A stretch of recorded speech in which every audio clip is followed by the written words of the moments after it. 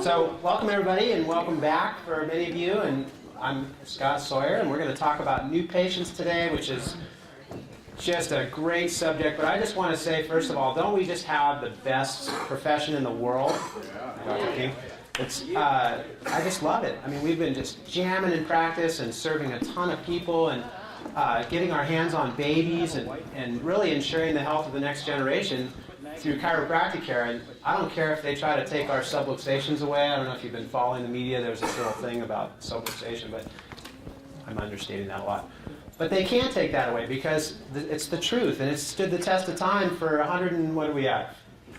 15, how many years? Over 100 years this thing has stood the test of time, the subluxation, the principles that we practice with.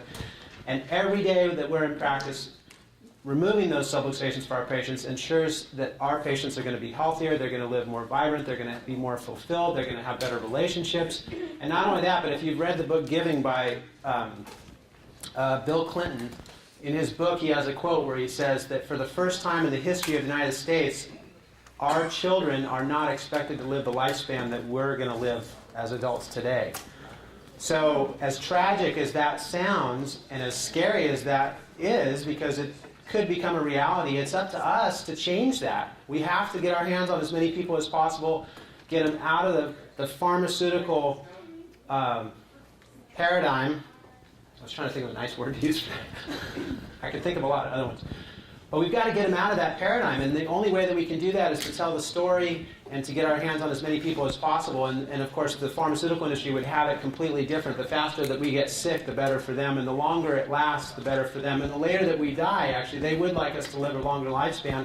The problem is they want it to be drugged and prescriptionized and altered at the expense of our lives and the benefit of their profits. So it's critical that we save the world. Right on? We need to get our hands on people. And when somebody comes into your office as a new patient, they have to have the best experience. They have to be enlightened. They have to be empowered. They have to completely leave an entire paradigm. I mean, that's their mindset. That's the mindset. If you watch television at all, which I didn't have, my first television was when I met my wife when I was 19. That was my first television in my whole life. And it's amazing to me just how many drug ads and so forth. The minute your patients leave your office, they're completely infused with the wrong information. So it's critical that we take this first step with them and establish a foundation to grow from for the rest of the time that we're going to know this person or this patient or this family or this child, so that we can prove or we can change the course of that quote from that book.